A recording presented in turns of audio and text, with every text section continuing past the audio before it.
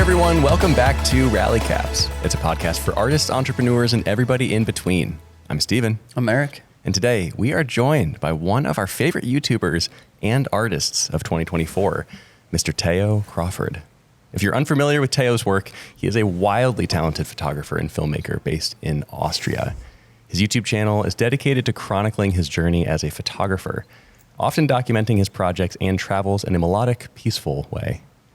While often centered on the process and pacing of film photography, what really makes Teo shine is his clear, distinct vision for his work, often making images that emotionally resonate with the viewer, no matter what camera he makes them with.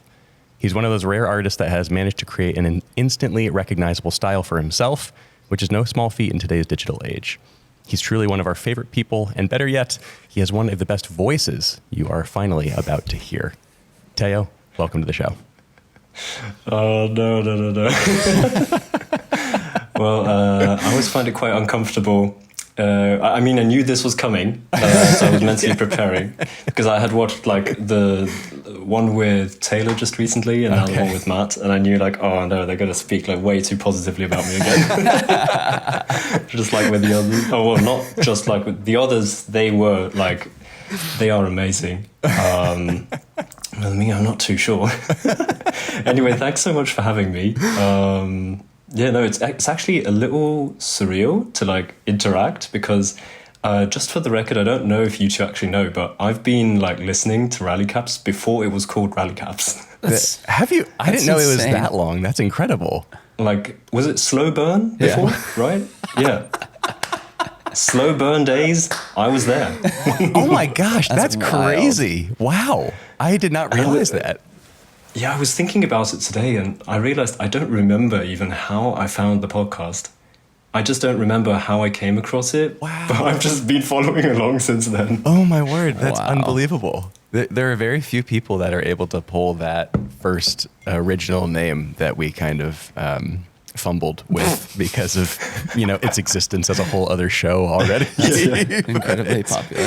Oh my gosh, that's awesome, man. I think I remember one of the first times that we talked over Instagram DM, you had mentioned that you had been listening for a while. I just didn't realize what a while really meant and that it went back to the very, very beginning. So thanks for listening. Fair, I'm not quite sure about the timeline myself when that was, like when you did the name change, but it feels like now thinking back, it feels like a couple years. Yeah, it feels like some time ago. It definitely was. I think 3.5 years ago. Yeah, we're going on our 4th anniversary since our first episode was published in January. So it'll be 4 years in about 7 weeks time, roughly. Oh, wow. Yeah. Also, congratulations on episode 100. Thank you. Thank you very much. Appreciate that, man.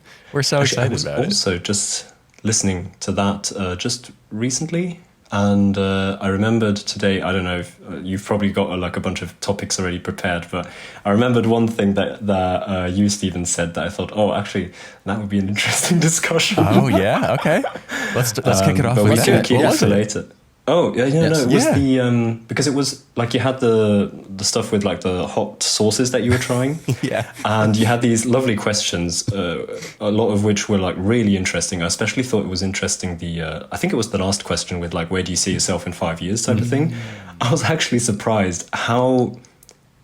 It was just not what I was expecting. Everyone was sort of seeing themselves, like, in very different places. Yeah. Which I thought was very interesting. Yeah.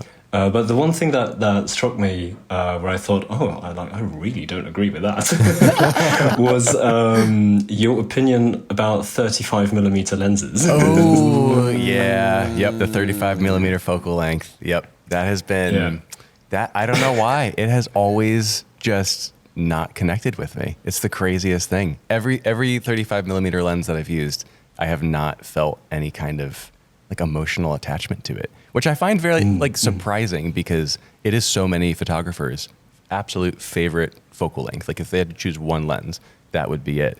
And I've owned many 35mm lenses over the years, and I've just never felt like really drawn to the images that I've made with it. I don't know what it is.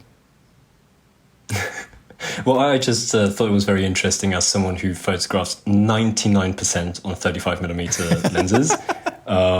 Literally taking the 50mm is an absolute rarity for me. And that would be the one other lens that I use. Okay.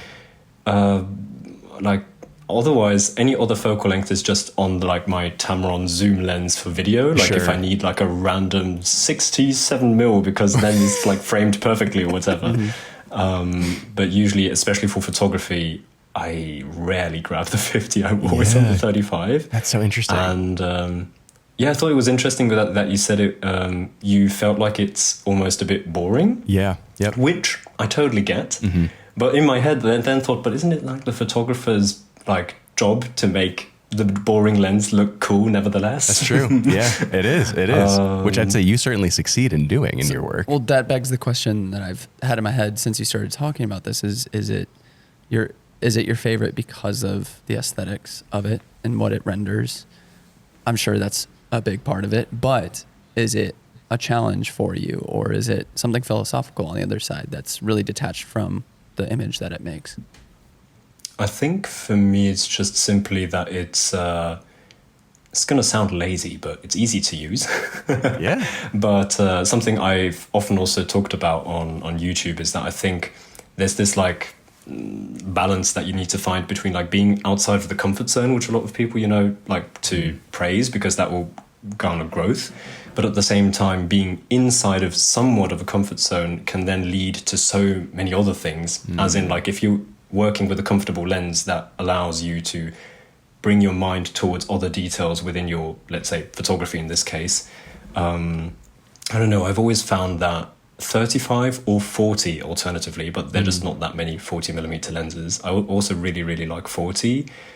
At least I think it's more or less 40, because I have a Micro Four Thirds camera that I use a lot with a 20mm lens. And I believe for that sensor, I think you just 2x it. So it's about 40mm on full frame. And I love that as well. Yeah. But anything tighter than that is just too much. Interesting. But I've always loved it because it's just so universally usable. So I just felt like, I don't know, I think, Stephen, you said you like 28. I do. 28 to me is too wide. Yeah. It's just, I can't use, like, obviously there are many things for which that is very useful, but for me, I don't know, my style of photography, I feel like, or how I like to practice photography is to integrate it into life instead of like, I think there's a big difference, like, are you shooting a wedding or are you like, I think, Eric, this is what you do nowadays a lot, is like have your camera with you to document your family and life. And like you seek a sort of simpler setup because the point is to take the photo, not what it is that takes the photo or how it looks exactly. It's more like the photo itself, the moment itself. And I don't know, for me, I've just found 35 is so easy so that I can concentrate on what it actually is that I'm photographing, not how it looks. Even though I do get the fun that you can have with like special lenses that add a different look and stuff. Totally. I don't think there's anything wrong with it being easy. Also, I think there's like such a cool relationship that develops when you get so comfortable with a focal length that like you said, I think it's so important when you don't have to be thinking about anything else other than the details in the frame. And when you almost start to frame images before your camera's even up to your eye, like you can look out and you can almost see the frame lines in the world in front of you. And you're like, oh, that's exactly what that would look like. And you pull your camera up, you're like, yep, that's 35, that's 50, that's 28, whatever it is. There's something so cool about that when you just get to that point where you have that connection with whatever that focal length is for you. And I gotta say, you're probably the only person in the world that could maybe even slightly melt this Grinch's heart towards 35 millimeters. So maybe I need to consider it a little bit more. You're just sweet talking with your voice. I'm hypnotized right now. Yeah, but so do you do like I'm sure you must be doing like some sort of everyday photography, just life documentation stuff. What lens do you use for that then? That is usually a 50. Yeah. Oh, I can't imagine doing that. Psycho behavior. It is like usually 28 I'd get because, okay, you just get everything in frame then. Right. But 50? Yeah. Well, we'll see if that changes once he becomes a dad, you know. And It the very baby's well here. could. Yeah, it very well could. Yeah, true. I often use, I'd say the other one that I use quite a bit is my, it's a 6x7 lens. It's a 55 millimeter from Pentax, the f4, which roughly translates to a 28. I use that one a lot for images that aren't necessarily, they're documentary in like everyday life, but it's 6x7 film. It's not going to be something that I'm ripping off. It's a more intentional frame that I'm kind of pacing myself with a little more. But I do love that for that style of just kind of getting everything in that field of view. And I specifically like using it in tandem with a tighter focal length like a 50, because I think 28 and 50 complement each other quite a bit. I think part of my bias towards 35 is that I just love 50 so much. And with our backgrounds in wedding photography, we're very used to using 2 cameras at once. And for me, I think it never really made sense to use both a 35 and a 50 right next to each other. I kind of wanted more. That makes range. A lot of sense, yeah. Yeah. Yeah, I think that's probably a very important piece of context then. I noticed that in a lot of the episodes where you talk about photography is that you have this very close connection to wedding photography because that's something that both of you have done a lot, whereas I have barely.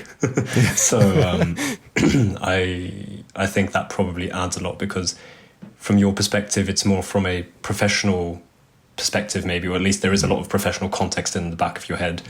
Whereas photography nowadays, at least I'm sort of, I try to keep photography more to myself and video is more of the work thing. Totally. Yeah. That's, now I'm kind of having a little self-reflective moment I love right that now. we opened up with this. This is really cool. I love that you challenged him on that because he's right in that you're one of the only people that's going to make him go, huh? That's true. Yeah, these guys here at the studio, they could never change my mind about it.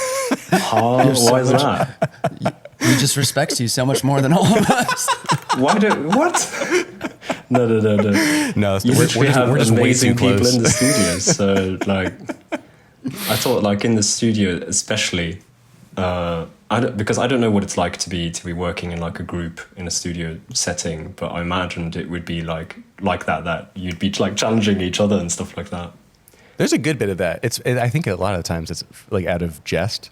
Yeah. More so, like we joke around a lot. Yeah. But we still will like kind of hold on to whatever opinions we actually have. Like we'll have those conversations, and then at the end of the day, we're all like, "Yeah, whatever. I'm right still. Okay, it's fine." I think because all of us are so used to each other's work that whenever there's overlap in the same thing that we do, we're never really impressed by the same thing. Whereas like if I go over to Steven's computer and see him working on a design, where I don't do any graphic design, so whenever I see him make something really beautiful there, I'm always like, whoa, that's incredible. Yes, but Steven, absolutely. The design stuff recently that you've been putting out, it's a pleasure to the eye. Thank you very much. He's a wizard. My eyes, the moving still tickets, so cool. Oh, thanks, man. And like all the, I think it's like spec work that you do, like for different, I think I remember, this is a bit ago, like a couple months I think, but like for Willem's car channel that you did like a Wheelum. That was a very fun one in particular. He I think he'll be using that for something in the future. Oh wow, cool. I shared it on my story. He like messaged me immediately after. He's like, "Dude, I was literally just thinking I need to talk to you about a design for the channel because I've been needing something a little more polished for Wheelum." And then he saw that. He's like, the timing could not have been better. I was like, well, hey, they're all yours if you want to use them. That's great. It's very funny how that worked out. I love the grain that you always add. Obviously, I'm a lover of grain, and I noticed that you certainly are too. Oh my gosh, yeah. Especially with design stuff, I think it takes, I mean, in the same way that we would add maybe a pro mist or some kind of mist filter on the front of our digital cameras, I really like adding grain to designs because I think it adds a handmade feeling to it, something a little more vintage or nostalgic, and it softens those edges a little bit because oftentimes design work can feel just very like 2D and flat, and I think the grain almost gives it like it's been like stamped onto the background a little more, and there's a lot of character that comes with that. Yeah, I definitely agree with the character, especially. Grain's just amazing. It really is. It really, really is. Now I do need to know, to kind of close out this first part then, 35 millimeter lens recommendations that you might have, or if it's just like the focal length as a whole, you just broadly love it. But if you do have a specific lens that you like within the 35 mil, no. Like literally whatever camera you use, if there's a 35 on it, I'll be comfortable using that. Yeah. I just recently switched mine because on my Pentax, the K1000, which is like my go-to sort of SLR film camera, I was always using this Corsina Corsina 35mm 2.8 lens that I got my from next like question. some random guy here in Austria on the secondhand market for like $20. Wow, that's awesome. And I've been using that for so long. Yeah. But then recently, I don't know, my pictures have been unsharp, and I was pretty sure it's not because of the scans. It's something inside the lens, like some elements might have like just a little bit shifted. So that only the middle was always, it was always only the center was sharp, and the rest sort of blurred away, which, you know, could be a nice effect, but you don't just want it always. So I had to get a new one, and so now I'm on a like on-brand sort of Pentax 35 f2. So far so good, but honestly I don't really care. Just 35mm, and at least f2.8 would be good, f2 even better.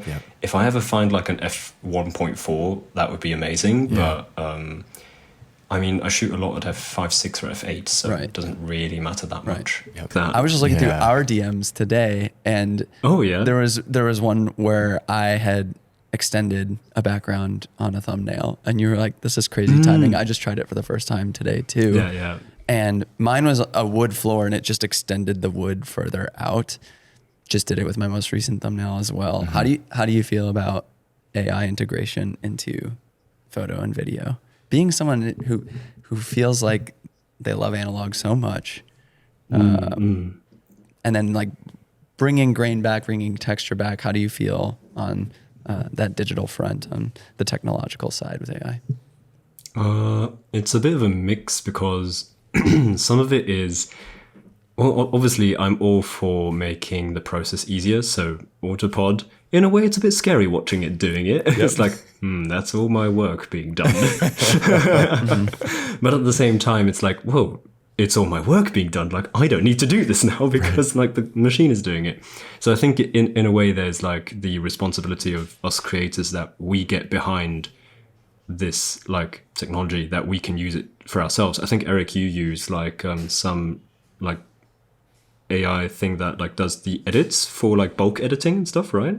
And I think I remember you talking about that in an episode sometime. And like stuff like that, honestly, I'm a bit behind. I still need to look into that a bit more. But honestly, I'm not that scared or anything. Like, there's been a lot of like fear and stuff around AI, and I get it. Honestly, maybe the following is just because I'm not in that industry myself and I don't know it well enough. But if I were like a 3D animation guy, I would be scared. But photography and filmmaking, I'm not really scared, because what we make is based in the real world, and AI cannot replace the real world. So like if I want to make an interview of someone, well, AI is not going to replace that. And all my photography is based on the real world that the AI cannot replace. So while there's a lot of weird stuff out there with AI too, that I don't know, I feel like kind of neutral about, or even mildly negative. I don't feel too worried about it. But then at the back of my head, I already have like the other voice going like, are you just being naive? Like, I'm not sure. But at the same time, I know that I don't want to waste too much of my brain energy worrying about this stuff, and actually just keep on doing whatever I'm doing. And if I find tools that can help me, then I think I should learn them, because that is what keeps me sort of on top of the AI, because then I know like, hey, like somebody still needs to make it work. Obviously, it's like not completely autonomous. Like, there's still the human element. So if I can be that human element, then I can leverage the technology to, you know, improve my processes. But the thing is, I really haven't found that many things yet that are that useful. The one thing that I recently thought, oh, maybe I could use that at some point for something, I don't know, is all like the voiceover AI things. Sure, yep. Where if for some reason, like some skit, I need an extra voice or something, then I could consider using something like that. If it is on par with the quality that I'm looking for, that's a bit of a thing at the moment. We're still like really advanced, but early at the same time. Right. Advanced in the sense that it's crazy what it can do, but early in the sense that most of it's still kind of crap. It's like, I've seen stuff where I think, like people say, oh, this is amazing, but I think it's honestly pretty bad. Something interesting that I thought about recently that I'd love to know your opinion on is, and that this is something where I think I might just be a little naive, is that I sort of have this belief that people have a tendency to quality, and that whatever is human made will always be of higher quality than something that is sort of made by the AI, because that is a bit like the difference between handcrafted things and just industry things. But then at the same time, I thought, well, let's be honest though, how many like handcrafted things do we actively purchase and consume every day? There is a strong majority to the more, like mass-produced stuff, mostly because of the cost. And so speaking of cost, probably there is a tendency to go towards AI because that's probably going to be cheaper. And so I'm kind of split on that. I don't really know where that might be going. What do you guys think? Well, I think a lot of it is just accelerating everything at a faster speed than we want it to. And I think that's where a lot of people become scared. Because hypothetically, how would you feel if your studio mate has been developing a relationship and friendship with ChatGPT and calls it twin? Just hypothetically. Purely hypothetical. Yeah. It's not a real situation that we're dealing with a real studio mate in our studio. No. Sorry, I think I didn't understand that. What? Braxton uses ChatGPT and he calls his ChatGPT twin. Oh, Like right. every time he prompts it, he literally calls it twin. So, yeah. I don't even feel too bad about that. That's kind of cute, isn't it? Yeah, sure. But the fact that it I mean- does feel a little cute is a bit horrifying.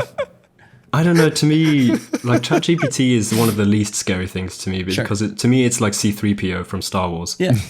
That's a good analogy for it. Yeah. It's Yes. nothing to me. It's like, as a kid, I always wanted a C-3PO to help me out with stuff. So Yeah. that's cool. Yep. But when it comes to like these things that create images and videos, especially videos, it's like wild. Like I just think in the commercial world, I can see like Nike being like, hey, we have this shoe. Well, let's just do a 360 photo of this shoe, upload it to this AI thing, and it'll create the campaign for us. And then we don't need to hire a photographer or a filmmaker or whatever. That's more the place where I think, especially when it comes to commercial work side of things, like viewing it from an art thing, I'm not at all scared because, like I said, art is in photography based in the real world. But when it comes to like making a living with this stuff and doing like commercial work, that can be a bit tricky. I agree. To go back to your original question about that, I'm kind of in the same boat as you. And it might be just a naive feeling about it, but my gut instinct is, oh, well, it's still art. And I think we'll always have this ability to identify what is made by human hands and what's not. Even as good as AI tech gets and as realistic as it gets, it seems like still there's like this uncanny valley. Like you can identify something made by AI pretty easily still because it just doesn't have the same feeling. It's like it's a hard thing to describe, but I'm right on board with you. Where as much as the art might be protected, and as much as I might feel like there are so many things that can't be reproduced and so many things that are grounded in the real world, there are a lot of things on the business side that are probably in jeopardy. And a lot of people's jobs are unfortunately probably going to shift over the next couple years as it just continues to evolve. Does that feeling change when you think about design? Because especially you are somebody who's like deep in design, and design honestly kind of for me falls into the same category as the 3D guys. I'd be scared as a designer. I think. Yeah, no, for sure. I mean, I to a certain degree, yes. I think there is my big philosophy around design is that design requires empathy. To have really good design, you need to be an empathetic person. You need to bring empathy into the design process. It literally just like it goes hand in hand with the end result. And that's something that could be replicated by a robot. But I think true human empathy will still always have a certain degree of untouchability. It will always be its own thing. And in that sense, I think, maybe down the road, of course, there'll be people that are much happier with using maybe, let's say it's Canva's AI that they integrate into it and they can just pop out a logo for whatever thing they're working on. And that's fine. It saves them money. They don't have to talk to me about it, whatever. But I think broadly speaking, the people that I will still continue to work with and still want a process that feels very tailored to them will always want to reach out to someone like me who can actually walk in that process with them and display empathy at every turn. But yeah, there'll definitely be some kind of hit in the industry as a whole. It's just a matter of, I think, still producing and still creating things and not letting that deter me from persevering through it. Do you think sometime in the future when we're all old, there'll be like young people will be like, oh, it's such a millennial and Gen Z thing to like appreciate human-made stuff? I hope not. That sounds horrifying. I think there could be I believe there could be a strong correlation between this conversation and to bring it to our world, digital and film movement in photography. So obviously you talk to any 50, 60-year-old photographer now, and if you talk to them about shooting film, most of the time anecdotally, we experience them saying that we are weird and stupid. For shooting film now. For shooting film now. Yeah. They look at us and they go, why? Mm-hmm. Why would you? It's so antiquated. There's no like quick process about that. I left it for the reasons it's horrible, and I only shoot digital ever now. Mm-hmm. And it's really fascinating to hear them say that, because they don't even, like, anyone I've talked to in that age group doesn't find any kind of nostalgia in film, and yet there's this revolution of young people coming back to it and finding so much value in it. That I think it will be the same. I think there will be a huge boom of artificial intelligence, crafting, making, being part of the process. And after a certain extended period of time, I think there will be a demographic of people that look at it and say, I'm just tired of this. I want something more tangible and analog, and something that has heart. Yeah. Who knows? Yeah. We'll see where it goes. I feel like a lot of it depends on the context that you grow up in too. Yeah. Because, our parents, or, the older professionals, if film was the only thing they knew and they see digital, like, oh, I can see my images in real time. That's amazing. How cool is that? For us, we grew up in an age that was so oversaturated with images, and we can take so many at any point in time with really any tool that we have on us, whether it's our phone or our laptop or our cameras and everything, that we're like, oh, wow, this is exhausting. I want to slow down. I want each image to mean more. It depreciates the quality and meaning of each singular image. And so, forcing us to actually care about each individual one brings the respect back to the medium and offers up the possibility of one still being meaningful, as opposed to one in a sea of 50,000 in your camera roll. I love the idea of respect to the medium. It's something I just really connect to. It's like, I don't know, I just like the word respect somehow. Yeah. Did you... It's like something we should always keep in mind. Yeah, absolutely. Was digital or film the first kind of gateway for you in your photography journey? Was it one of the other? I'm a young boy, so I grew up digital. Grew up digital, okay. Wait, how old are you? 24. You're 24. That's what I was gonna guess. Okay, all right. I was born in 2000. Okay. So the first camera that I got was like my dad just, back then those like little tiny slim digicams. Yeah. That era. So I remember when I was like maybe 7 or 8, I must have like asked my dad like, hey, can I have your camera or whatever? But then he was so kind and like gave me my own. And so I have these like, I don't think I have them anymore, but I remember making like weird like videos or photos with those digicams. Like one thing, I'm sure you have this too, like certain memories that you don't know why you remember them from your childhood, but you do. I remember zooming as far as I could with the digital camera in the night, trying to photograph the stars. Yeah. And my dad would be like, no, Teo, don't try that. You can't photograph the stars with that camera. And I'd be like, I'll just try. I need to see for myself. I need to do this. Yes. I don't know why I remember that, but I do.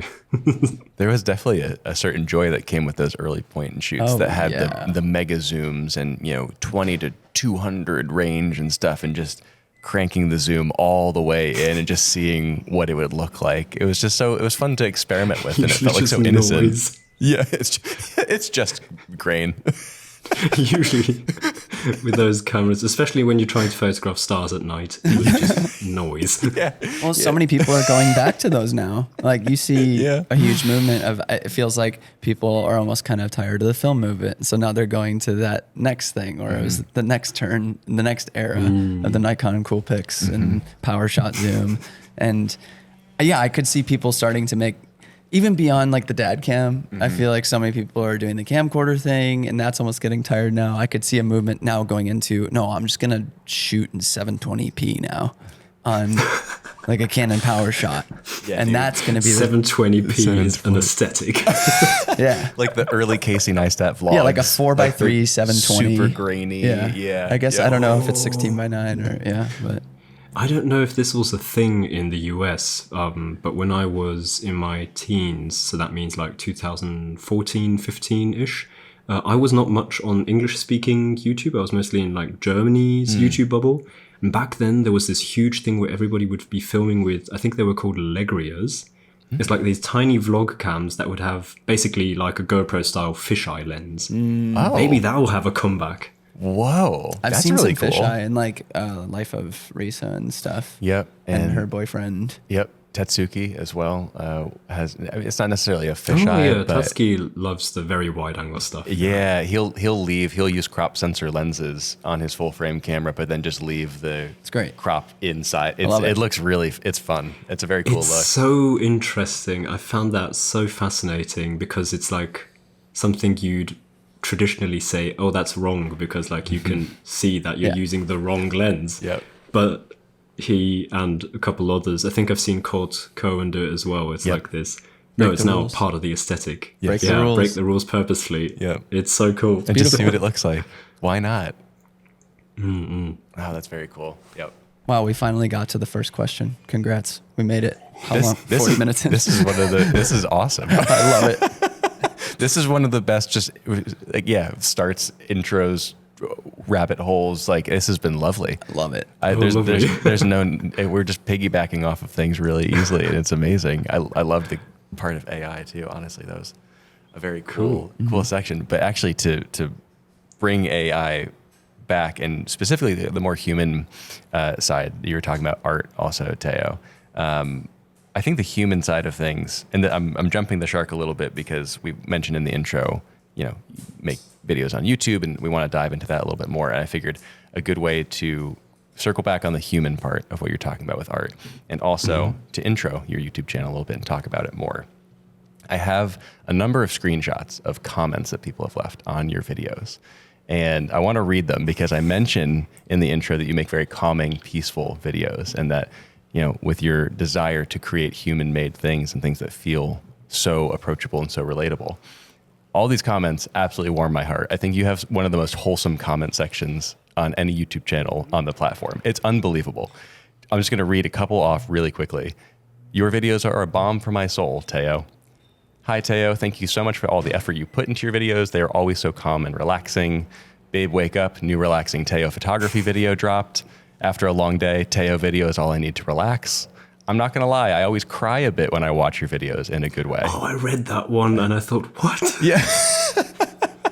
Hard to comprehend how beautiful your cinematography is. Teo, I think you might be the best YouTuber ever. It's so calm and relaxing, and I learned something. Teo, your shots are so beautiful, they make me smile. Teo, you make such beautiful videos, a calm, quiet, talented photographer, one of the most calming YouTubers in the game. So on and so forth. There are literally dozens and dozens of comments like these on all of your videos that you post. And I wanted to just broach that as kind of the way to talk about your channel at large, because that's the way that not only Eric and I, but everyone in our studio who watches your videos feels every time we watch your videos. It's very calm, it's very relaxing, and it feels like we are being... It's almost like we're attending therapy in a weird way. Like we watch it and it just feels like it unlocks something and we can kind of breathe a little bit deeper. And it feels like a really natural extension of who you are as a person also. It feels like you're not trying to force anything like that. It just feels like this is who Teo is, and this is such an accurate representation of him in video form and the way that he's speaking to us and the way that he's showing us visuals.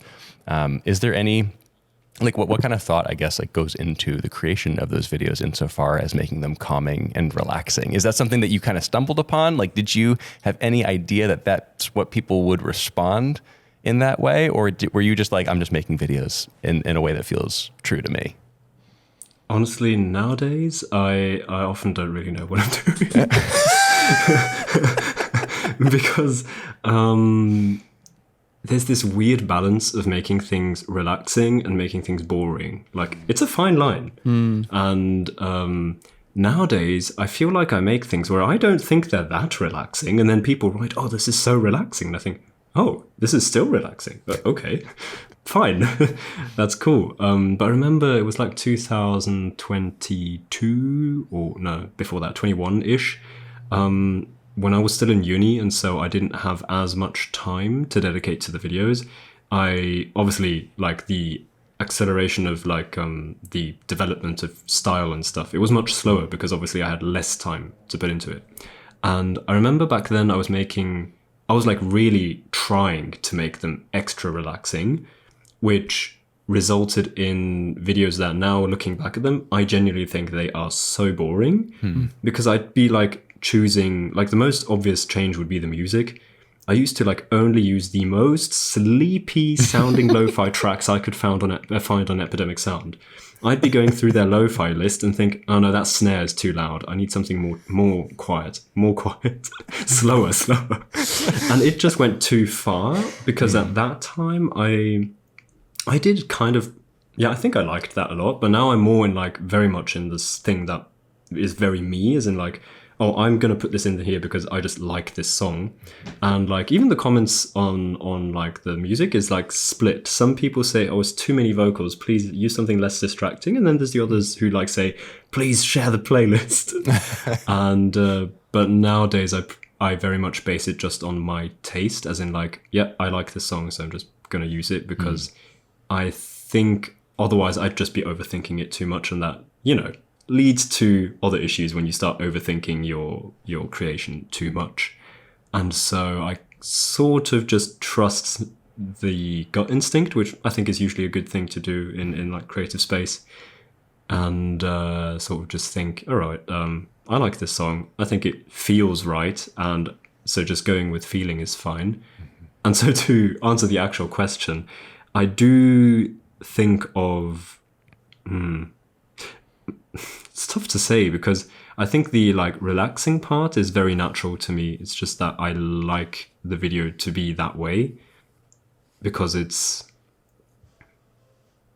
I don't know, I don't particularly want to make a video that's like overly exciting. There are sometimes videos that the topic itself is exciting to me, so that will automatically translate into the video. But even then, people, I don't know if you've seen the video. I made this like in June, I think it was, finding this secret temple in the mountains that I spotted on Google Maps.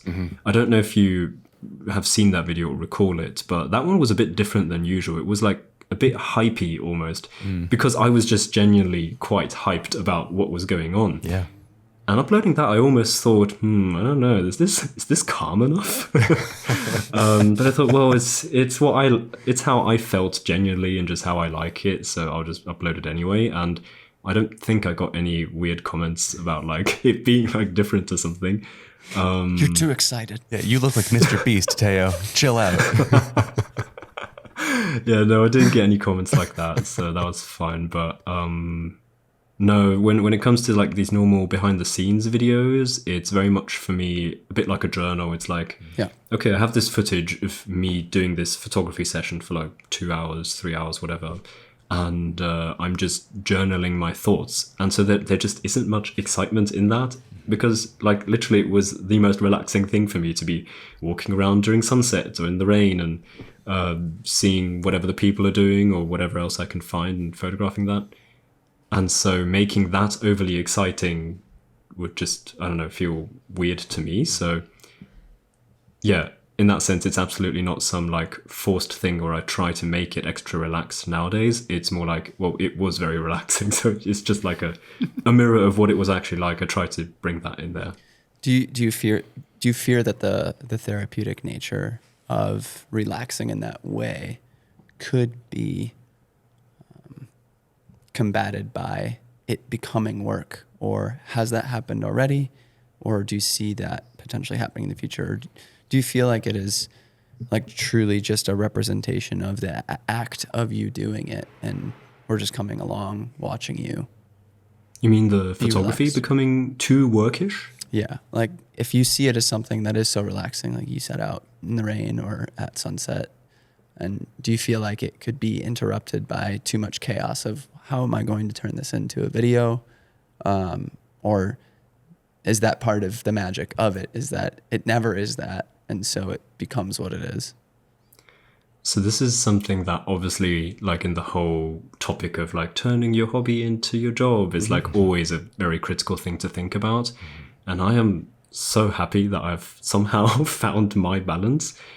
Video has very much become for me this work thing. Like I do not see myself making a travel video from a trip that I go on with my family, except if it is explicitly for YouTube. But like for private, video is just work for me. And I've sort of now focused on making video that so that it frees up photography to be this pure thing that is very much just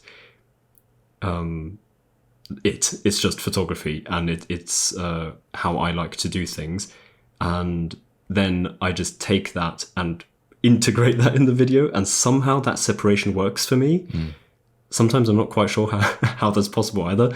But somehow I with photography, I don't feel like, you know how I think a lot of photographers have this, or talk about this struggle of like feeling like they're on Instagram too much and then try to make photography that will work well on Instagram and stuff like that. Like, I don't feel that at all, because photography for me, I don't know, I've sort of detached it. It's for me, it's like, this is mine. And then whatever I make from this is like the video or the reel or whatever. And that is very much like a work thing. That's why, video, I've sort of willingly just said, this is going to be my work craft thing. Sure. And I think if you do that on purpose, there's no like bad feelings about it, because like I decided to do this, like actively decided that. Yeah, right. And with photography, I'm actively deciding to not let that be influenced. That's why if like, this is something I think about all the time, is that if my YouTube channel ever crumbles or I don't know, gets striked like rally caps and I don't know, the whole business crumbles, I am definitely not going to become a commercial photographer or anything. Video will be my work thing, and photography will stay my hobby in that case. Of course, like not very strictly, because sometimes there's just something that's just too interesting and I can't say no.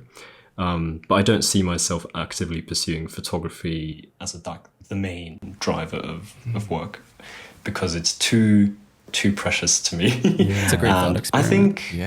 I think it would probably destroy it in that sense if I'd like completely go into like commercial photography.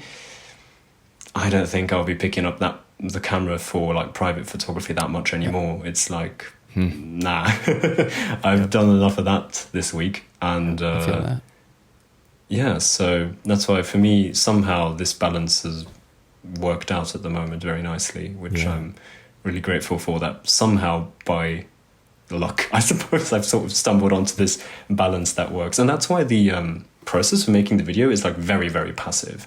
Like I could make the most, I don't know, extravagant behind the scenes photography video, but they're not. They're actually almost kind of lo-fi. Like I literally just have a GoPro strapped to my head, and that's all that it is. So of course I push the video as far as it can. Like I'll sit in the color grade of the GoPro footage and like research the best settings to like grade it. And I've recently also been using my phone a lot, and I'll just put the phone somewhere on like this random rock that will hold it up, and that'll do. I'll have the 0.5 lens on, and it'll be fine. So like, but that allows you to be present in the moment. Then exactly. You can actually focus on what you tangibly enjoy in that moment. Exactly. Yeah, it's the trade-off that I've sort of accepted. Is that my videos might not be the best they could be, like the best to my capability. I know I could make it better, but I'm just not going to, because that would make the process, that would destroy the process, and probably also lead to worse photos, or maybe in the worst case, even me disliking photography because it becomes too much part of like the work video sphere thing.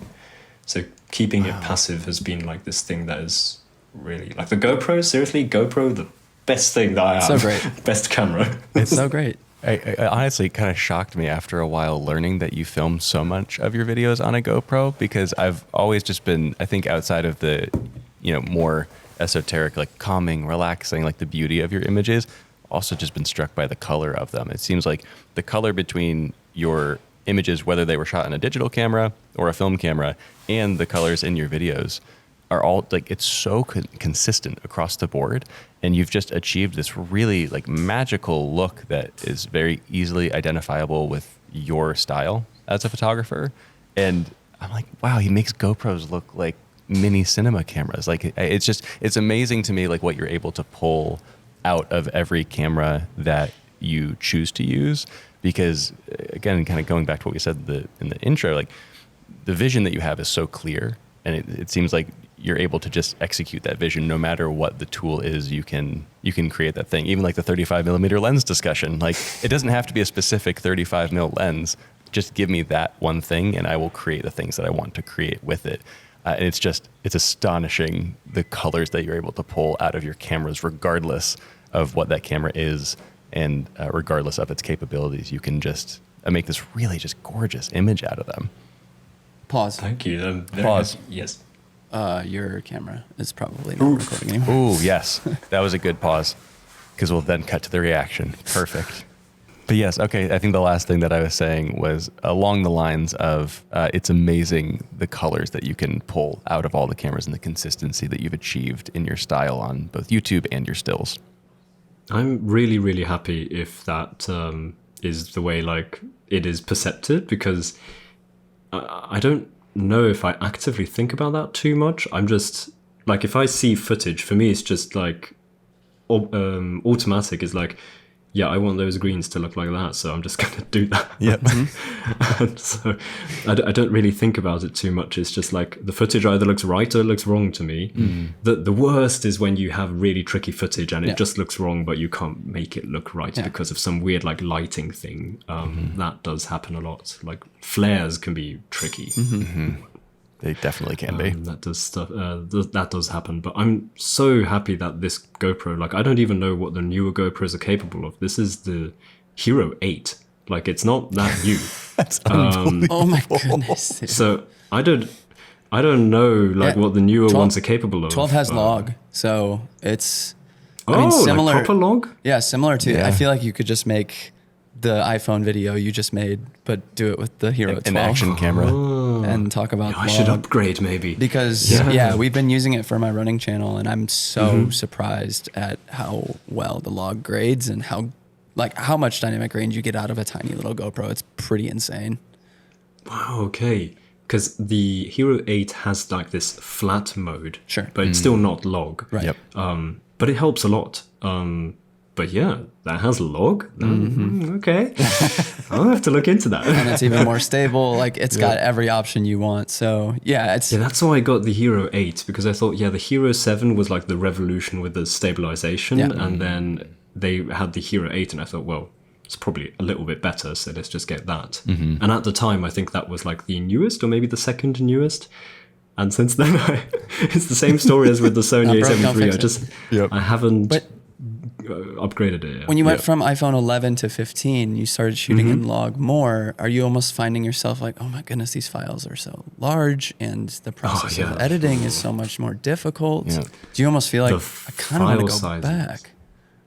No, the iPhone 11, no, I don't want to go back to that, because the footage is just so much worse than the iPhone 15 Pro. But the file size is just tough. In my last week in Japan, I was on a trip with my granny, and I just had to sort of spontaneously buy a hard drive because I ran out of space. Oh, man. And I went to this shop and just looked around, and I thought, well, I don't know, give me like 10 terabytes or something. And the biggest they had was 4 terabyte. And I thought, I'm going to run out so quickly. But I thought, okay, well, this is the best they have. I'll take the 4 terabyte. And then I noticed, oh, wait, all of this is NTFS, not exFAT for Mac. Yep. And and they didn't have anything that was already formatted to exFAT. So I thought, oh God, what do I do? And so I went to the staff and explained my issue. Like, hey, I'm currently traveling. I don't have access to a Windows computer right now. I only have my Mac with me. Can I use like one of the like exhibit Windows computers to reformat this hard drive that I want to buy to exFAT? And he was so confused. He thought, what are you doing? What do you want? Why? But he was so kind, so kind. Like he gave me the time to explain it a bit further, and then he did say, oh yeah, just go ahead, use one of the like ones that are there. And he stood next to me, which gave me a lot of like sort of feeling of safety, because I knew like, okay, I can't do anything wrong because he's watching me. Like, so this computer is fine. Okay, I'll just turn it on. And it was a normal Windows computer. I'm used to Windows. I only switched to Mac half a year ago, so I'm pretty new still to this system. And so that was fine. And I reformatted it, and luckily then had an exFAT formatted hard drive for the rest of the footage. But yeah, so to get back to the question, yes, the file sizes of the iPhone are just insane. But I have made the mistake before that I limited myself because of file size, which nowadays in this day of age is something that you shouldn't feel yourself limited by. Like, I regret that. Like, back when I like got the Sony A7 III in 2019, I even thought, oh, the 4K footage is just way too big. And like back then I had like one terabyte hard drive, and that was it. It was like so small still. And I thought like, oh, this is going to be full so quickly. So I only filmed in 1080p, not knowing that the 4K footage from the Sony is just a different world. It's so much cleaner and so much more versatile than the full HD. And so then a year or two later, when I finally switched to 4K, I thought, why was I like not shooting in 4K if the only issue was like that I had to buy a couple more hard drives? Like, that's an investment that would have been so worth it. And so I always keep that in the back of my head now, that when I'm like, oh, the file sizes are so big, I think, no, file sizes are not a problem in this day of age. Just buy more hard drives. It's an investment that is justifiable. So Agreed. That's kind of my thinking on the huge file sizes with the iPhone at the moment. Oh yeah, I mean, it's especially with how inexpensive SSDs have become too. You can get so much space, like fast storage too, for relatively not that much money. And I completely agree. I think that's a great, like, almost burden to relieve yourself of. Like, okay, file size is not an issue. I'm just going to go out and make the thing that I want, regardless of what that ends up being, and we will deal with it later, and I'll figure out how to archive it and how to work off of it and whatever. But yeah, to your point of just committing in that moment to just doing that thing the way that you actually want to do it, so that you don't have any regrets later, is such a enormous, I think, just weight off your shoulders, and allows you to focus on the creativity in the moment too. I think oftentimes that can be an argument for people that people make for gear too, like, instead of like the stopgap things that like could be kind of like good enough, or it could be like adjacent to the, the kind of end goal that you have, is like, well, just use the tool that you actually need for that thing, rather than trying to, kind of force something else that's really not intended for it to make it work, because in the end you're going to be happier with that thing, and maybe it costs a little more money, but you're not going to have any regrets afterwards and kind of kicking yourself like, I should have just done what my gut was, instead of this alternative option that I created for myself. And storage is definitely one of those that we've wrestled with over the years. Just now completing a feature documentary, but the regret thing is something I've just been learning constantly, is that that's a framework of mind that I always have to practice. It's like, okay, wait, to make this decision, just think, are you going to regret this or not? And that usually answers so many things for me.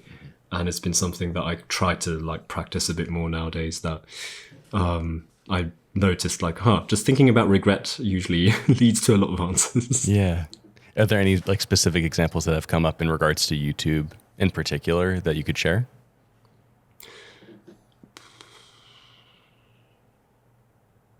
Actually, yeah. This MacBook.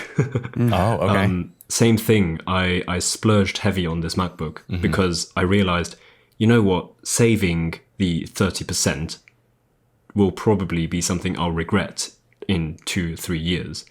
Like what? And this is literally the thing that is creating everything that my livelihood depends on. So it is probably the one thing that I should splurge on. Yeah. And that's why I then did, because that, yeah, it's something like my mind still very much is in the student mode, student mode of like save everywhere where I can. But yeah, I then think, okay, no, wait. Actually, this might be a worthy investment that I should think about. We definitely felt that way with our first generation M1 MacBooks. It changed my life. Yeah. Yep.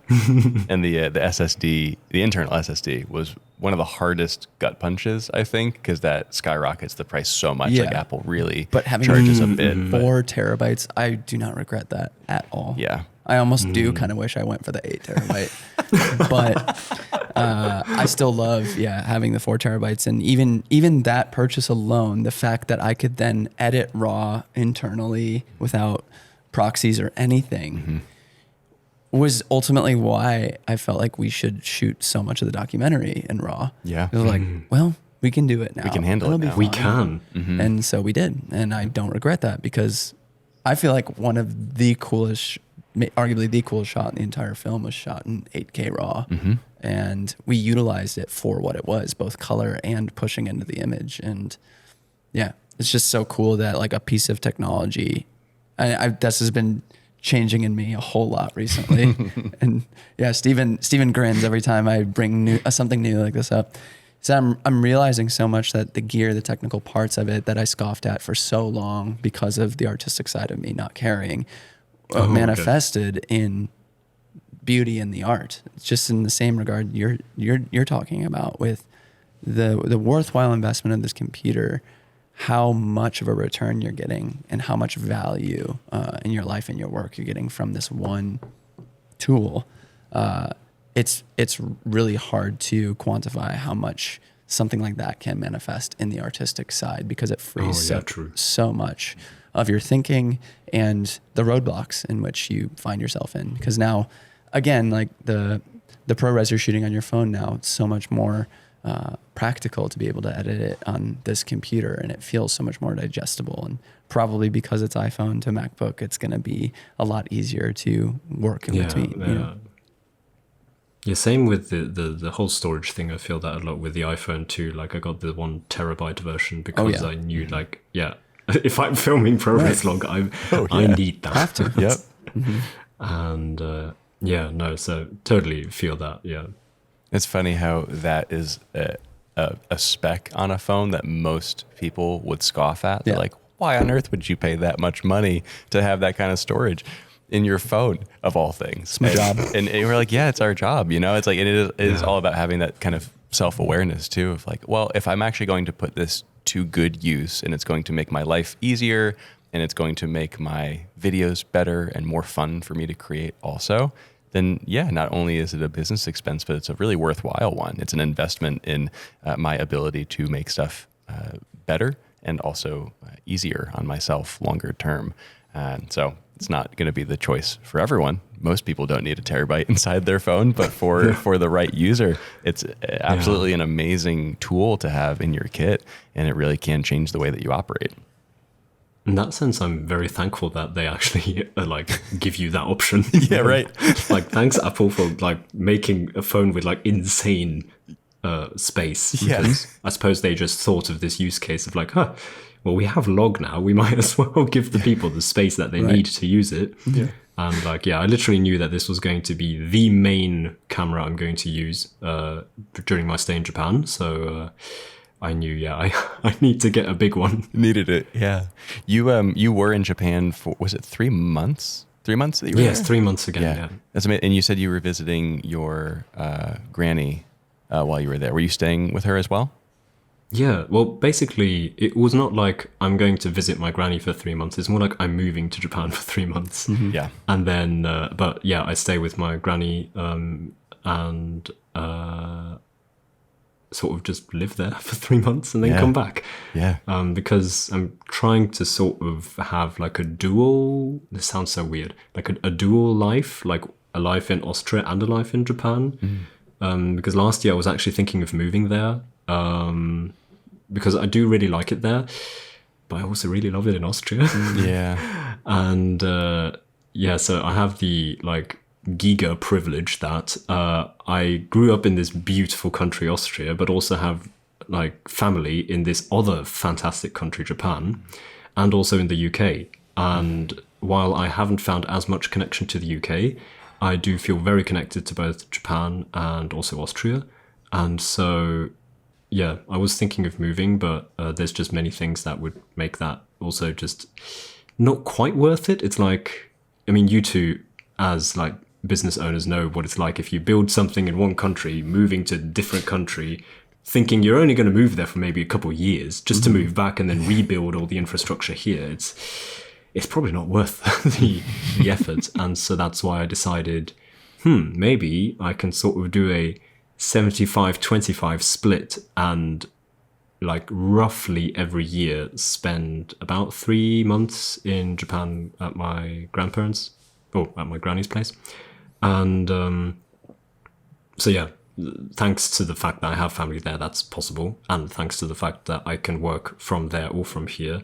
Obviously, that also needs to be acknowledged that that is only possible thanks to the job being all online. And so currently I'm thinking like, well, I don't know how long I'll be like on YouTube and how long this phase of life is going to be. So if there's a time to make use of it, it's now. And so I've sort of, last year I went for 3 months, this year, and I'm already planning my next stay. And this year too, it was, I'm slowly feeling like I'm actually gaining like a bit of a life over there too. Like I have met more new people this time, and like I have a couple friends there. I even had like the first time sort of work there, like actual like work there from there, not that's something that I just do online. That also gave me this feeling of like, slowly I might actually be part of the society here as well, not just like a tourist. That was really cool. It was quite meaningful in a way. Yeah. It's almost like an annual study abroad program where you're like, all right, cool, 3 months away, great. We can plan on it. I'm ready to go. And I'm sure that also influences the way that you kind of grow as a photographer too, to travel. And like you already said, like Austria and Japan are just so beautiful, such incredible places to photograph. I'm sure that travel and being in those two environments and being able to go back and forth between them has kind of shaped your eye as a photographer over the years as well. Yeah, that's true. Though I must say, what the people say about Japan is true. It is absolute heaven for photography. Yeah. I mean, just look at the camera brands. Yeah. It is the country of photography and cameras. And I feel so at home there, not just because of the family, but also because like when you go out to a park in Austria, if I whip out the camera, I'm literally the only person with a camera. If I go to Japan, I'm one of many. And like there'll be like the young people whipping out this huge like Fujifilm camera, and I think, are you a professional or do you just really like spending on cameras? And then there's this grandpa who's like whips out this like 600mm or something, I don't know, and then just photographs flowers and has a bunch of fun with that. And like film is still huge over there because the Japanese just love their gadgets and analog stuff just as much as the modern stuff. And also doing just generally photography there is very different. There's a lot of things just aesthetically speaking that I really prefer over there than here. Like Austria, the nature is just incredible. But honestly, the city's really not my thing. I think, a lot of people love the European cities. I'm not much of a city guy, especially not in Europe. I don't know. It's too much concrete, not enough greenery. But Japan somehow has this, to me, I find much better balance of like urban and green, and they just mix it together a bit more. And generally their cities might seem chaotic, but at the same time that gives it character because their like zoning laws are completely different. Like they'll literally have a shop here and a school there and somebody living in the next door, and they like everything can be built anywhere, which at first might sound a bit too chaotic, but it actually leads to this very sort of diverse city structure where wherever you go, it feels like there's everything there, and it can't get too boring, and it's just a nice mix of things. So I don't know, I really like it. Yeah. The way they have it quite open in that sense. And even just like I don't know if this is like a cultural thing, but something that the Japanese love to do, and you see all the time, is they have this love for like potting plants, and they have like a bunch of pots with plants in front of their like house entrance and stuff. And this might come from, especially in Tokyo, the density of the city, that nobody there has gardens because there's no space for somebody to have a garden. And so maybe instead of a garden, they have like a bunch of pots with like plants. This is just a theory of mine. Like, I don't know if that's actually the reason. And my granny also couldn't tell me why it is. She just said, oh, I don't know, people like plants, I suppose. And but that adds so much character in photography, because you just walk down a street, but even for me as somebody who likes to be in places with lots of greenery, it adds so much life to a place when the street is not a street full of parked cars and then the ground and then the building, like it's here in Austria and the rest of Europe. Or I don't want to say the rest of Europe to the places I haven't been to, but the places I've been to usually were like that. And then in Japan, it's all a little more chaotic, but like in a very nice way. Yeah.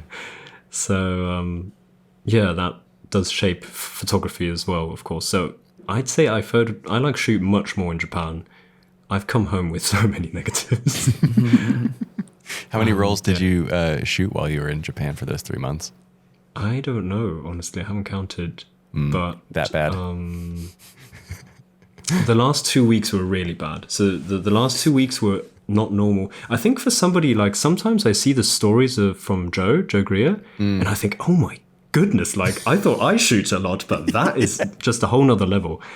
So probably, I don't know, this is in comparison probably not that much, but I thought for me, this was wild. In the last 2 weeks in which I was exploring lots of new places, hence obviously shooting much more, I came back with 15 shot rolls, which for me is a lot. Yeah. That's a lot of film shot for my standards. But honestly, I haven't counted. I don't know. I just have this stack of negatives in the cupboard, and I have only scanned maybe about a third. I still have to get to all the scanning. Wow. Is there a lab in Austria that you have all of your images developed at, and then you scan them yourself? I get them developed in Japan. Okay. Yeah, it's just heaven there. And honestly, here in Austria, like if you're in Vienna's really good. Like it's the only like big city in Austria, and they have quite the like art community, including photography. Like there's this whole road full of like camera shops and labs, and there's the lab where I used to go to there as well. And so where I grew up, there was one like camera store that did development as well, and they'd take about a week just to develop my negatives. Oh, wow. And then in Vienna, I felt like, oh my God, this is heaven. Like if I take it there when they open at 11, I'll have it back at 4. Oh. This is incredible. Yeah. But then in Japan, my mind was blown. I went to this this is not even a camera shop. It's called Big Camera. It's just like this big electronics shop, but it's not even electronics. I think its name sort of says where it started. I suppose they started with cameras, but you can buy bicycles and tents and whatever there. But where I am in Tokyo, there's one where in the ground floor they have like the film developing counter, and I just bring it there, tell them like, hey, could I just get the negatives? No scans, please, just negatives. And they'll say like, yep, right. It's 12 o'clock now, so please come at 1:30. We'll be ready. 1.5 hours later, I have my negatives. What? Blew my mind for first That's time. incredible. That's crazy. An hour and a half turnaround is wild. Yeah, I don't know how that works, but that blew my mind, and still it does. So now coming back to Austria, especially in the city that I live in now, it takes 7 to 10 days. So I'm back in ancient times, it feels like.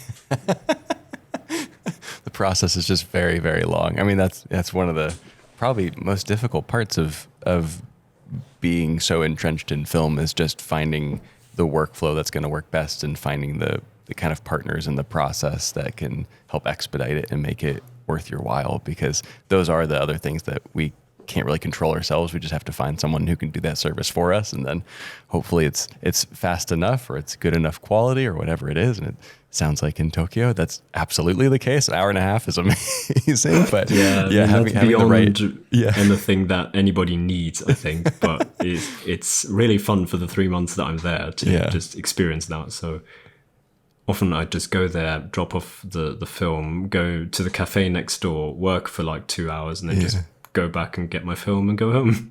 Oh, that sounds magical. That's amazing. So chill in that sense. Incredible. Teo, I'd love to kind of maybe like wrapping up the conversation, talk a little bit more about what 2025 will look like for your photographic work, but also your YouTube channel as well. If there's any big projects on the horizon that you're excited about, any potential partners that you have maybe coming onto the channel or anything along those lines, and just like what your general like hopes are for your YouTube channel as you go into 2025. Oh, to be honest, there's barely anything. I don't know if this is surprising or like what you expected, but like I actually don't have anything planned. This slightly touches on a topic that is on my mind again and again. Like, I'm not sure, but like I feel like in 2022, I overworked myself to a point that I feel like I am still burnt from that. That every time I feel like I am on the verge of putting myself onto too many things, I already am like, no, I'm like panicking, I'm putting too much stuff on my plate, as if like back then my mind internally already learned like, no, we're never going back to this again. And so that's why like there's a lot of stuff where I just say, you know what, I just like it to continue as it is. I don't need to do more of this or that. The only thing that, this is something I wanted to do this year, but it didn't happen, is that I actually have a photo book that I want to make. And the project has actually been shot since, at this point, 2.5 or so years. Oh, wow. And I just don't get around to actually making the book. Like I even have just at my desk there's a dummy book sort of type of thing where I just like sticky taped the photos into a notebook. And I'm definitely not going to do it like that because my opinions have already changed since I did that. And in that sense, I think there's actually a lot of like positive about like letting the work just sit and mature, because now with like a more mature mind, I look at it differently and I think, oh, actually, why would I have included that photo? Like, let's throw that out again. And like even the style of the book, I was planning to make it like quite over the top with like lots of this and that and that. And now I'm thinking it all feels a bit like unnecessary bells and stuff. Like just simplify it, like keep it super simple. And I don't know, maybe my opinion will change again. But at some point, I think I should probably do it. But this year, again, it was the same thing of like, I like making the videos just takes up a lot of time. And this also touches on the point about like, okay, like balance between like keeping photography itself and then making it work. It's like the one thing where I do see the whole video stuff coming in the way is that I don't really take time for anything else. Like photography, always, I'm always on it because it's almost like this passive thing that I do. But everything beyond that, such as actually finishing up the work and making it to a book, I sort of never find the time, and I also don't make the time to do that. So in my mind, I've already sort of pushed that on to 2025. But it's the typical, like, I'm sure you've experienced this. It's this, I didn't push it on as in like, okay, I'll do this in May 2025. No, I've just pushed it on to the next year and not thought about when it's going to be. Yeah. So this is like the prime recipe for pushing it on to 2026.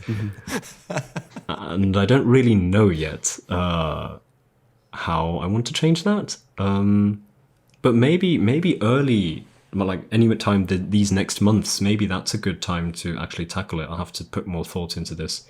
But I'm sitting on a huge backlog of Japan videos. So that means technically I have a bit less to do now because I don't need to be shooting. I'm actually just doing a lot of editing all the time now. Yeah. So technically I have a bit more time and I could do that. But then I'm thinking like, oh, maybe I could finally, try this thing that I haven't done for like ages that I want to do and, live life a bit more and that. And so, yeah, I find myself very like in between that and don't really know where it's going. Also in Japan, I finished a zine project now. But yeah, I don't know when I'm going to make that zine. Yeah. I just have the photos. The photos are there, but the final thing, I don't know when I'll be making that. So I don't know. Do you have any like ideas, tips? You're way more experienced, both of you, than me. Like, you must have had something similar where you have this project in your mind that you just always keep pushing forward, even though you actually really want to do it. But I mean, my only Any suggestion way for your photo book is to add some kind of narration to it so that when people open it, they can hear you narrate their journey along going through the photo book. That would be amazing. It's an audiobook that pairs so with. actually, That'd be amazing. There is a similarity to, like, I told you I was planning to do it like all over the top. I was thinking it would be funny to collaborate with a good friend of mine who's a music producer. Yeah. If he could produce like some sort of abstract ambient tracks that I would like load onto a USB stick that I would put into the book. Yes. And then yes. people should play that while flipping through. Yes. But yes. I don't Yes. know. Like, by now I've been thinking, isn't that like, I don't know, a bit like gimmicky almost. Like, It's pretty cool, though. But it's also pretty cool. I don't know. I love it. It's pretty cool. I think so many people associate would your love video that. style with your images too. They'd be like, To have an it'd be like- analog version of Yeah. your YouTube is pretty wild. yeah, they could flip through a video of yours essentially and just look at those images and have the auditory experience still with them. Maybe, yeah. Can you imagine him like, turn page now? That'd be amazing. Oh, no, not narration.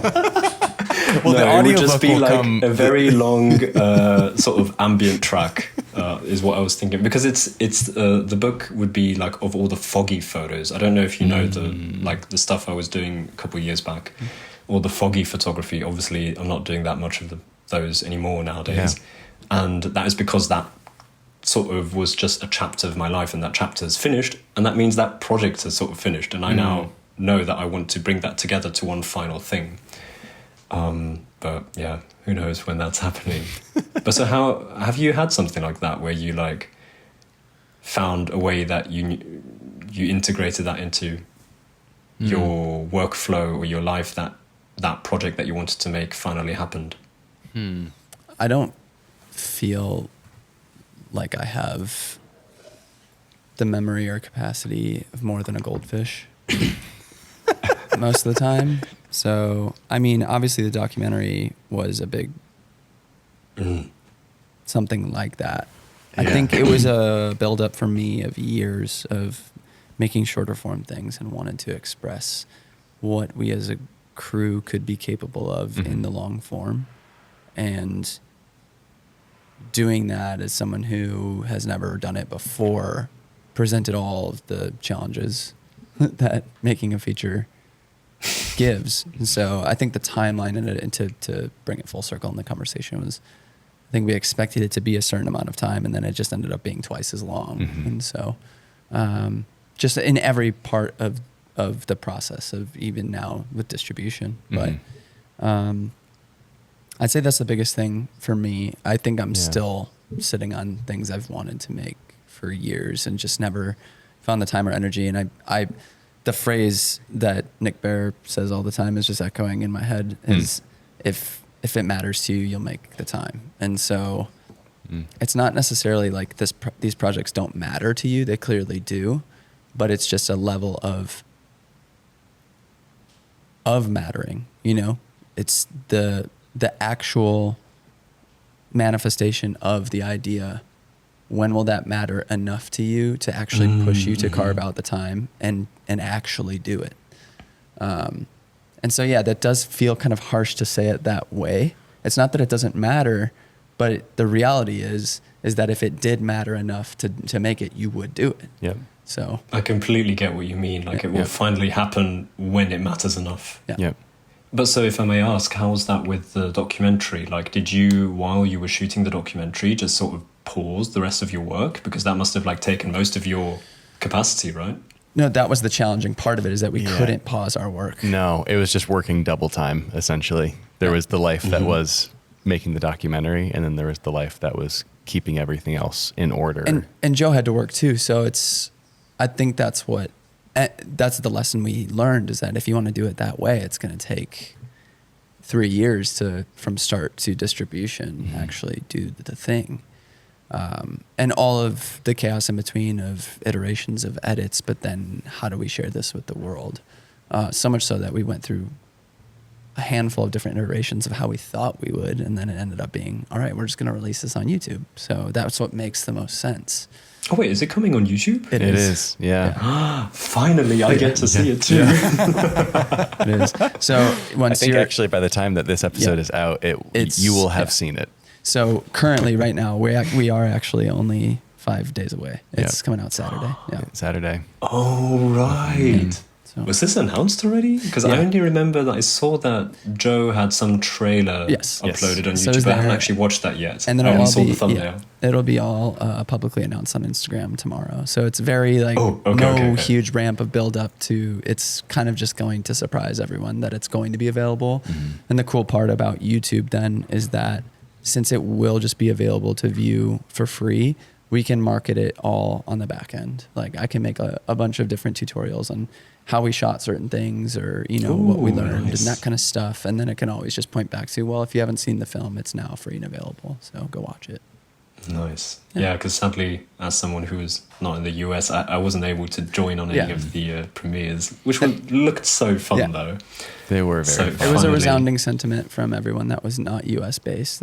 Everyone's been so hopeful, and and so I think sort of our love letter to those people is that yes, you can, and it's free. So instead of doing the rental fee, they'll be able to just see it, and we'll host a premiere. Unfortunately, you'll be asleep during the actual premiere.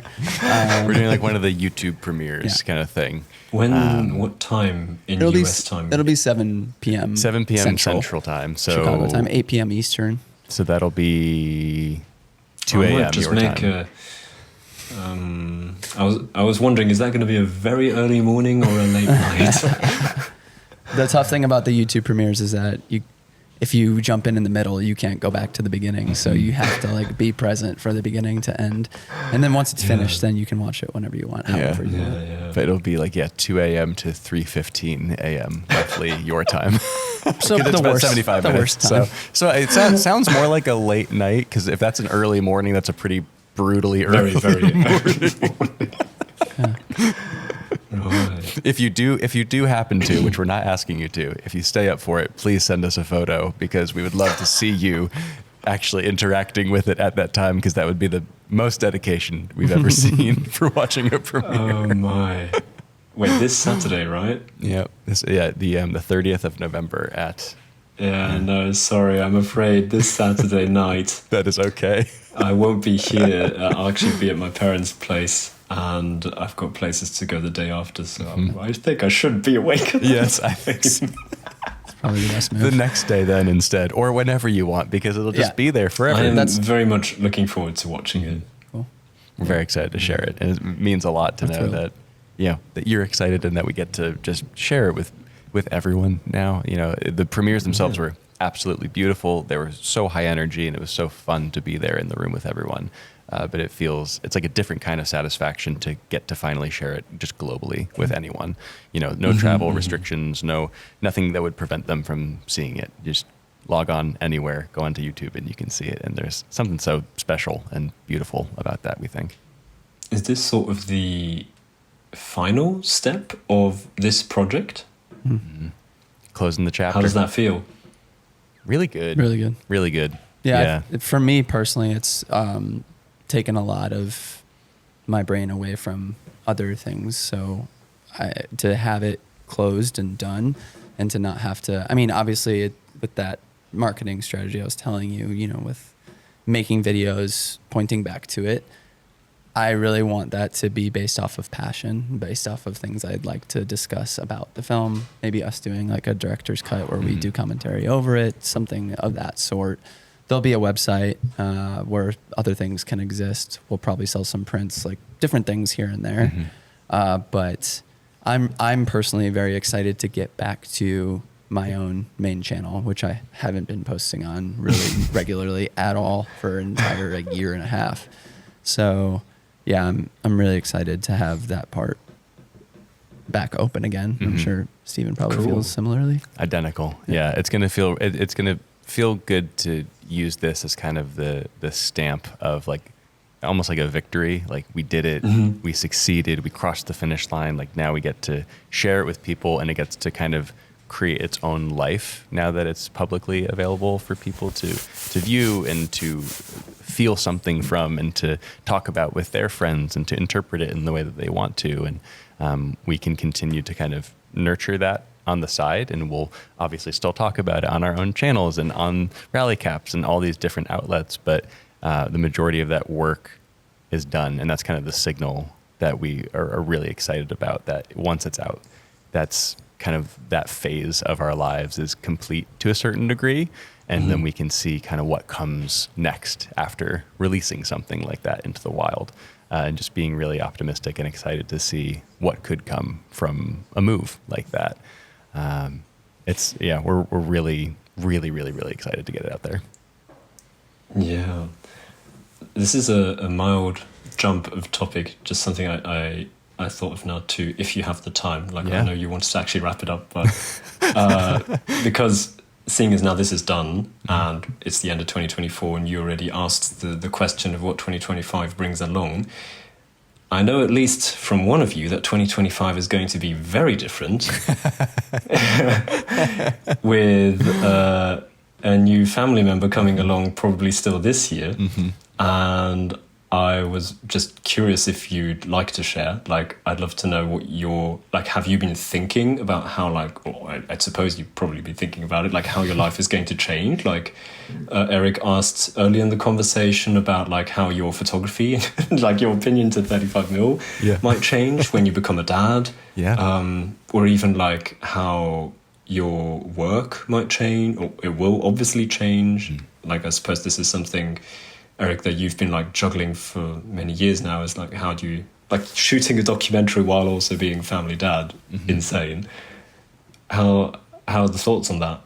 Yeah, still working through a lot of them. I think I'm doing everything I can now to set myself up for success going into 2025 and learning that new balance. But the reality is I don't think I'll have an intimate understanding of it until my son is here, until my partner Laura and I can be parents together and learn what that flow looks like, and what that's actually going to feel like on a day-to-day and month-to-month basis. So as much as I'm thinking about it now and really trying to set our family up for success and just be stable and good and happy and healthy, there's only so much that I can do now before he gets here, because I'm sure there's going to be a lot of adjustments that I make once he's actually here in the world. So I think a lot of it, the honest answer is like, it's kind of TBD. We'll see what shifts I need to make in my own work and how that influences me both on like a business owning level, but also on an artistic level, what changes I'll make there. One thing I am really excited to lean into more going into 2025 specifically is design. Even if AI tries to take it away from me, good luck. I'm going to fight with everything I've got to keep that as a main source of my business for me. But that will be one thing that I'm especially excited to embrace going into the new year, because it is providing a level of freedom that I've never experienced before, because I don't need to show up in person to anything. I can talk to people over FaceTime or Zoom and consult with them and chat with them about their businesses. I can open up Illustrator and just put headphones on and do all this work by myself. There's not a ton that I really need to be like on location for. It's like the ultimate remote version of working for yourself, at least that I've experienced so far within the kind of creative realm of things. With video and photo, there's often a lot of travel involved or showing up in places and interacting with people face to face because you're there to do those things. And the flexibility that being able to do everything really remotely is something I think I'll appreciate quite a lot going into next year, just with, going into a new unknown. The ability to have flexibility it's such a privilege to have that. So that's the one definite I think I can kind of lean on right now, and everything else I just want to have like open hands towards. That's what Laura and I have talked about the most, is like when people have asked us like, are you ready to be parents? We're like, we're ready to be flexible. We're like, we have no idea if we're like ready, because like how can anyone know if you haven't actually parented yet? Like, you have no idea what's coming for you, but we know that we're ready to be flexible for sure. And I think that's the biggest asset that we have going into it, is like we're ready to not know what we're doing and to be there for one another and to figure it out as we go. And that's something that's really exciting for us. And I kind of feel the same way with my business too. I'm ready to be adaptable. I'm ready to see what comes and kind of roll with the punches and hopefully come out on top. Yeah, I'm sure this is something that like Eric and Jean have already told you, as experienced as they are. And I've heard this a lot. Not that I could relate, obviously, but that like there is no such thing as being ready for this. Like, yeah. Yep. It just doesn't exist. So sounds like you've very much like made your peace with that fact and sort of like posed all the questions to then sort of accept that, well, I'm not going to know the answer anyway. Right. Yeah. I love the optimism though. You seem very, very bright talking about it and like how next year generally is going to be. Yeah. I hope you'll find time for the podcast so that we can always get a couple updates. Yes, absolutely.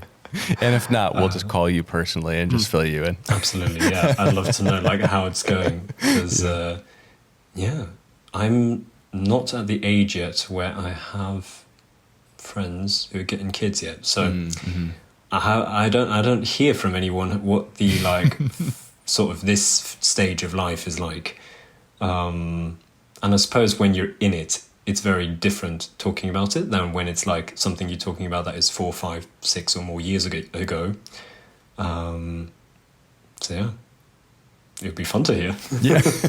Well, we would love to share, and we'd also love to catch up more in the future, because this episode could easily be 8 hours long if we wanted it to be, because you're just so much fun to chat with and just so delightful to be around. But we would love to at least give you the opportunity at the close here to chat a little bit about your work, where people can find you on YouTube, Instagram, your other places where you share your work online. Essentially just plug all of your work and give the listeners and viewers a little bit of something to go enjoy after watching this episode with you. Oh, just the YouTube. Just YouTube, Teo okay. Crawford YouTube. I suppose it'll be, just copy the name from the title or something if you want to see the stuff. And you'll naturally find the links to Instagram or whatever from there, I suppose. Yeah, but like the YouTube is the main thing where all my brain energy flows into. So I think that's the only thing that I think is like relevant to plug. Amazing. Lovely. It was a pleasure. You're the best, man. Thank you for It was doing really this, fun. sincerely. Thank you so much. As said, it's really odd for me to have this as a two-sided conversation, not just a one-sided one. Because you two do spend a lot of time in my ears. Well, we count that as an honor that you enjoy the show as much as you do. And we're very thankful that not only you listen to the show, but all of you out there are watching on YouTube right now, listening on Spotify, Apple Podcasts, all your places. If you could just take a second to leave a rating or review on those podcatchers, or just a quick like and subscription to the channel on YouTube. Really just helps push conversations like this with Teo out to more and more people who could benefit from them. And we just want to, one more time, Teo, thank you so much for being here, man. Well, for real. Thank you too also for like making this, because I think it really like, how do you say that? It brings together the community even more to like hear them chat. Like I really enjoy listening to the other guests that you invite. So thank you too for like making this stuff, and to everyone else who also contributes to the show. Yeah. Thank you very much. When are you going to start your podcast? You're really good at this too. I could never do a solo podcast because I am terrible at like keeping up a conversation with myself. I just cannot do that. Like some people do that, but I don't know how. Like I've been doing YouTube for a while. I still need multiple takes for like my talking to the camera stuff.